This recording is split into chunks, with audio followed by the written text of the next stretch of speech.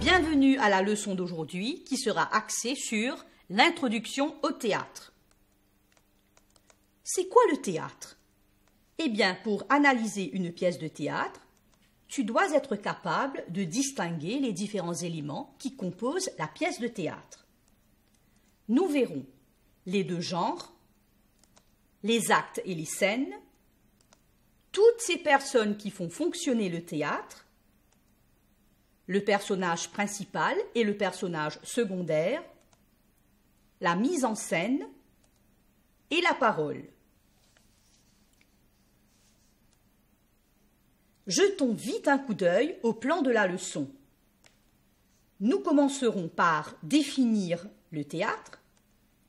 Nous verrons par la suite les deux grands genres, c'est-à-dire la comédie, la tragédie. Puis, nous identifierons la différence entre un acte et une scène. Il sera ensuite question de découvrir ces personnes importantes qui font fonctionner une pièce de théâtre, à savoir le dramaturge, le metteur en scène, le spectateur et l'acteur. Nous verrons également les personnages, c'est-à-dire le personnage principal et le personnage secondaire.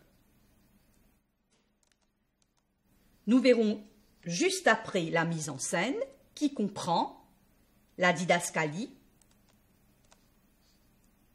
Enfin, nous distinguerons les différents types de paroles sur scène, notamment le dialogue, le monologue, l'aparté, la stichométie et la tirade. Commençons par la définition du théâtre. Le mot théâtre a plusieurs sens différents selon son contexte. On distingue habituellement le théâtre en tant que lieu dans lequel se déroule la représentation de spectacle, le théâtre qui est un genre littéraire comprenant les œuvres écrites par des dramaturges pour être jouées par des comédiens ou des tragédiens sur scène. Voyons d'abord les deux grands genres au théâtre. Il y a bien sûr la comédie et la tragédie. On commence par la comédie. Qu'est-ce qui caractérise la comédie?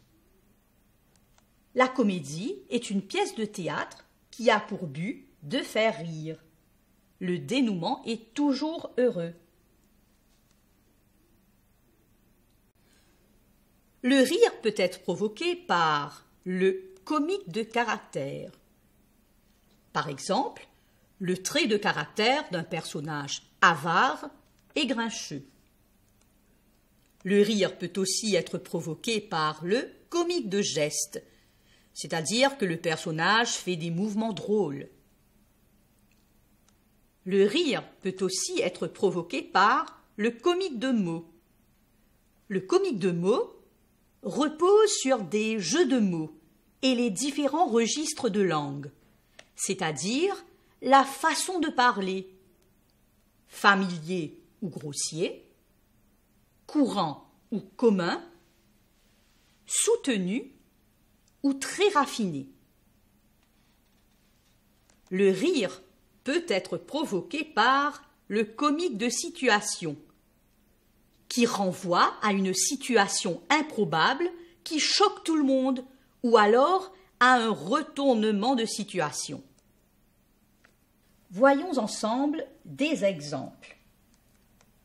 Le comique de caractère peut par exemple s'appuyer sur le trait de caractère d'un personnage avare et grincheux.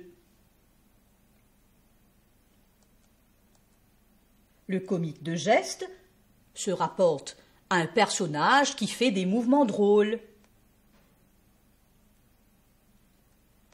Quant au comique de mots, il s'appuie sur des jeux de mots et des différents registres de langue, c'est-à-dire la façon de parler.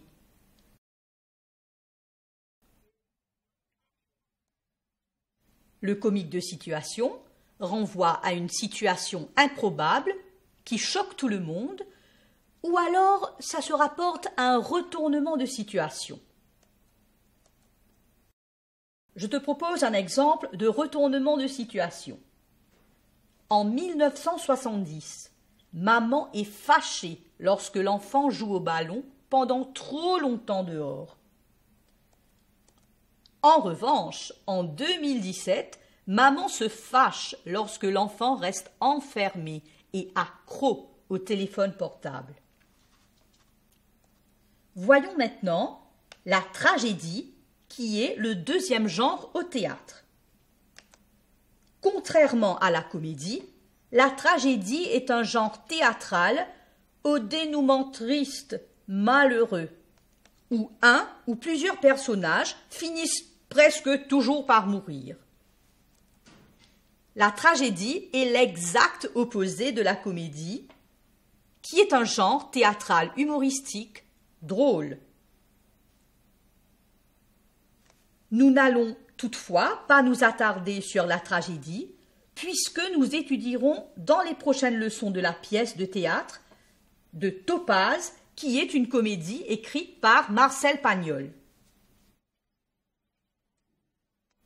Il faut que tu saches que, contrairement à la nouvelle et au roman qui se divisent en chapitres, une pièce de théâtre se divise en actes. Traditionnellement, une pièce classique est composée de 3 ou 5 actes. Après chaque acte, le rideau tombe. Le rideau fait partie intégrante du spectacle en ouvrant et en fermant les différents actes. Il annonce un intervalle et permet de changer le décor. À son tour, l'acte est divisé en scènes. On change de scène quand un personnage entre ou sort de la scène. La scène de l'acte 1 est appelée scène d'exposition.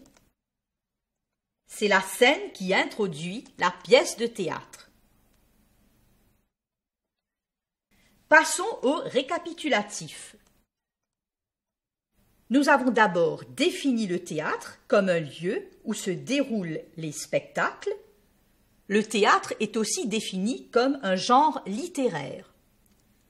Nous avons ensuite noté que la comédie nous fait rire et qu'elle se termine sur une bonne note.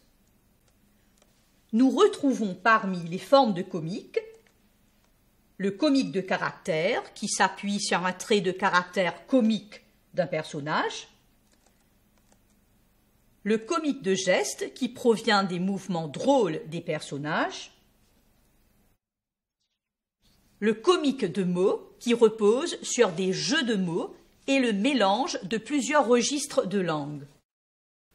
Enfin, le comique de situation dans lequel on retrouve des retournements de situation.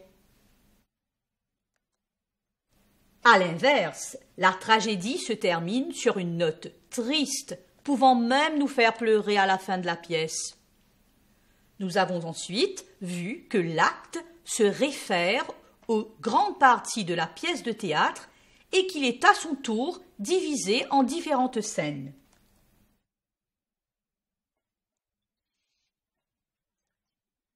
Ça y est, nous pouvons maintenant passer à une première activité pour voir si tu as bien compris cette première partie de la leçon d'aujourd'hui. Trouve la bonne réponse. Que provoque la tragédie? A. La tristesse. B. la joie. C, la bonne surprise. La bonne réponse est A, la tristesse.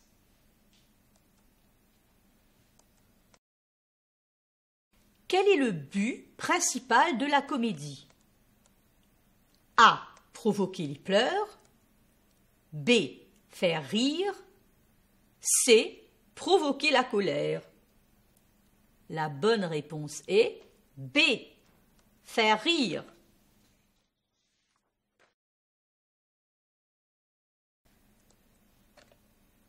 Troisième question, qu'est-ce qu'un acte?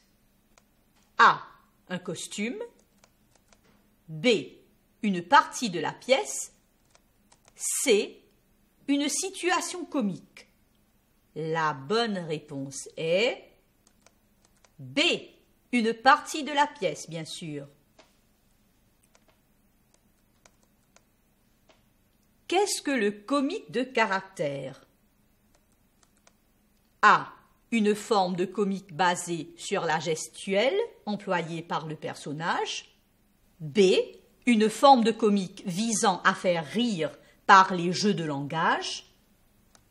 C, une forme de comique basée sur un trait de personnalité ridicule d'un personnage. La bonne réponse est C, une forme de comique basée sur un trait de personnalité ridicule d'un personnage. Après cette première activité, nous allons poursuivre avec les personnes qui tiennent un rôle crucial dans une pièce de théâtre. On commence par le dramaturge. C'est le dramaturge qui écrit une pièce de théâtre. On dit qu'il en est l'auteur. Le dramaturge de la comédie Topaz est Marcel Pagnol. Nous retrouvons ensuite le metteur en scène. C'est lui qui dirige les comédiens et qui choisit la lumière, les décors, la musique, les costumes des acteurs. Et de l'autre côté de la scène se trouve le spectateur. Le spectateur, qui est-il?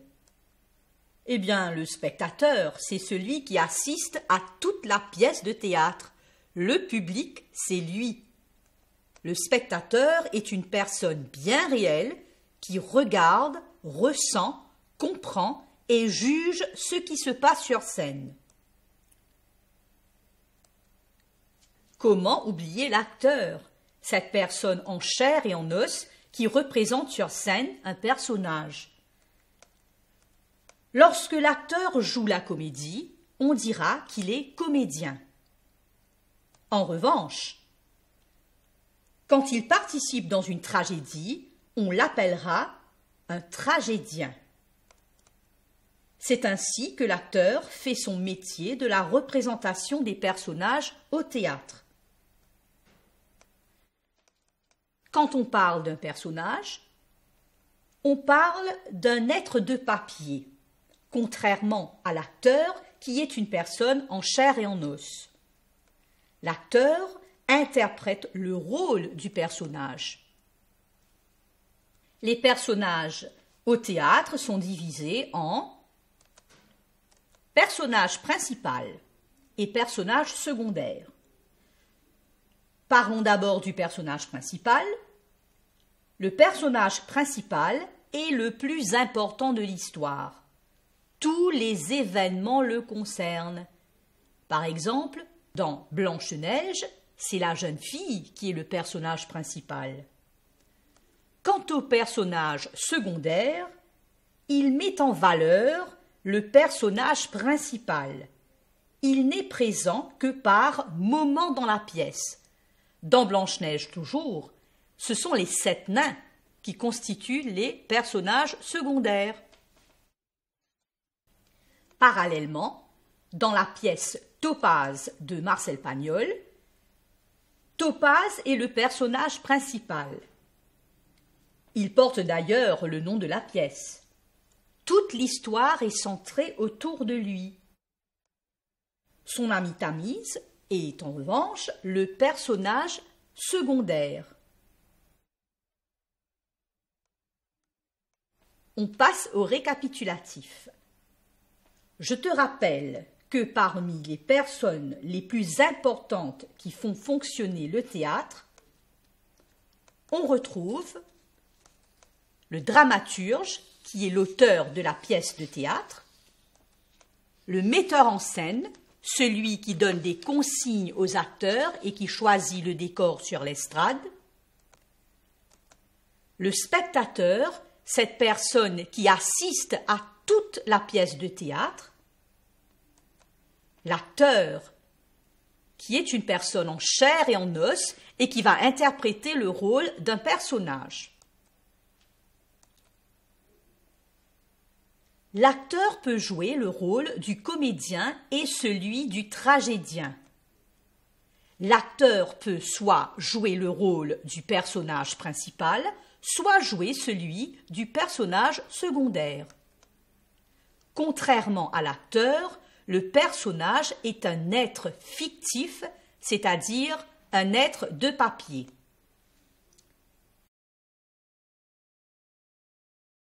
Sans plus tarder, passons à une deuxième activité sur ces personnes qui font fonctionner le théâtre. Vrai ou faux? La personne qui met en scène une pièce de théâtre s'appelle un metteur en scène. Vrai ou faux?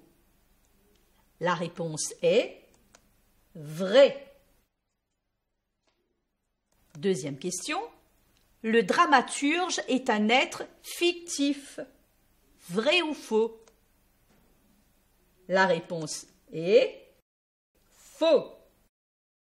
Le dramaturge, c'est l'écrivain qui rédige une pièce de théâtre. Une pièce de théâtre peut facilement être jouée en l'absence des personnages. Vrai ou faux? La bonne réponse est faux. Le personnage reste une figure incontournable dans une pièce de théâtre. Pas de personnage, pas de pièce de théâtre.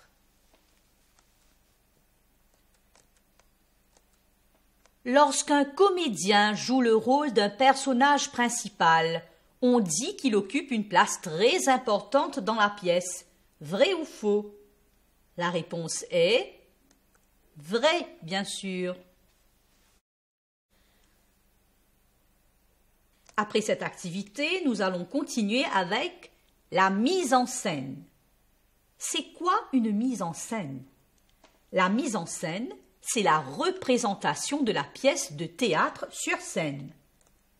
La mise en scène concerne donc le décor, l'éclairage, le mouvement et le jeu des comédiens en vue de la représentation d'une pièce de théâtre.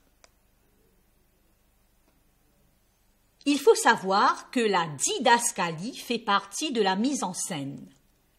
Mais c'est quoi ce mot compliqué?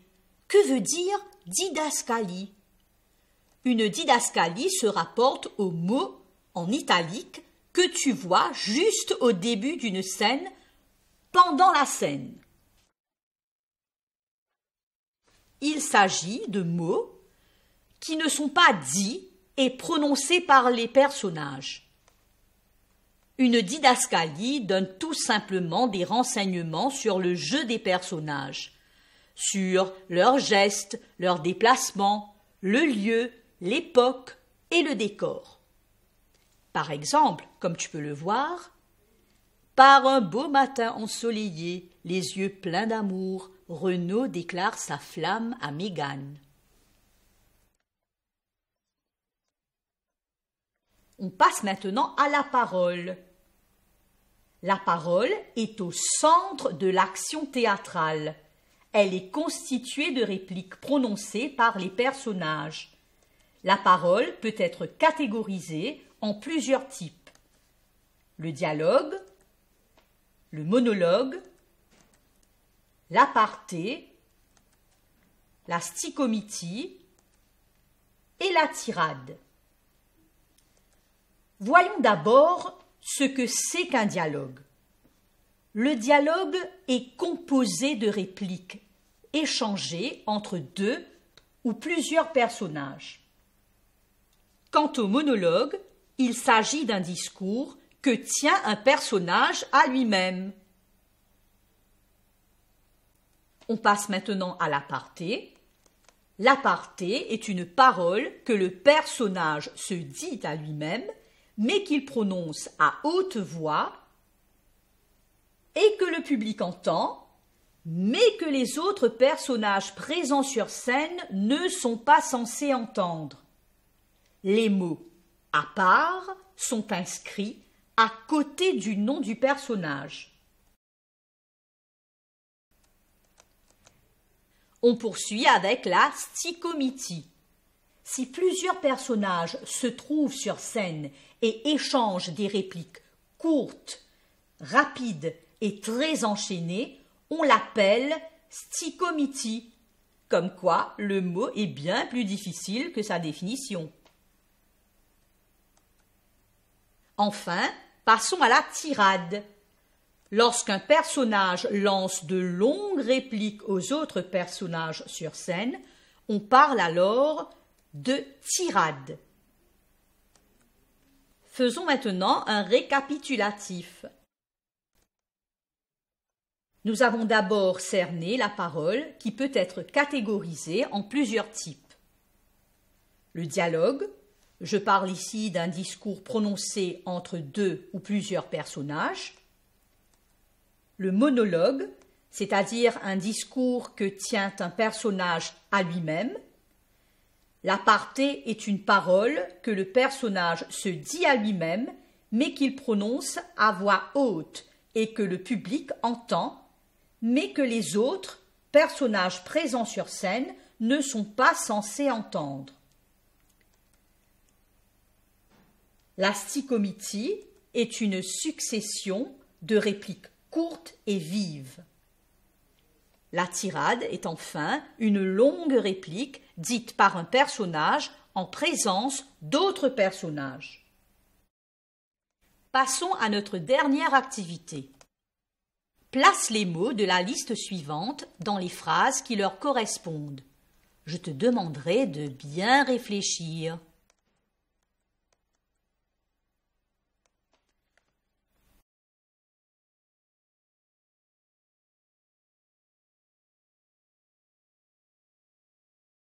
Première phrase. Il s'agit bien sûr d'une didascalie. C'est la didascalie qui est une indication de mise en scène. Deuxième phrase. La tirade est une longue prise de parole d'un personnage parmi d'autres personnages. On poursuit avec la troisième phrase.